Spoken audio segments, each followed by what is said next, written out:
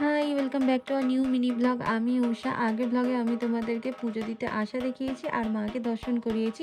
আর যেহেতু আমি বাড়ি থেকে স্নান করে এসেছিলাম, তো এখানে যে পুকুরটা রয়েছে সেখান থেকে আমি একটু মাথায় জল ছিটিয়ে নেবো আর একটু মুখ হাত পা ধুয়ে নেব।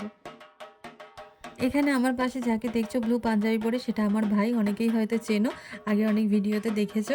আর এমনি সময় তো আমার সাথে ঝগড়া করে ফার্স্ট হয়ে যায়, কিন্তু আজকে দেখো আমার সঙ্গে ম্যাচ করে করে জামা পরে এসছে। এটা নিয়ে কিন্তু সবাই অনেক হাসাহাসি করছিল।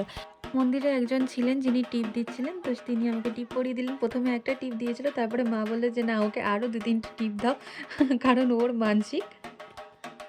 একটা জিনিস কিন্তু খুবই ভালো লাগছিল, কি জানো তো? কারণ আমাদের বাড়ি থেকেই এত লোক গিয়েছিল যে মন্দিরে গিয়ে যেদিকেই তাকাচ্ছি না কেন চারিদিকেই চেনা পরিচিত লোক লাগছিল।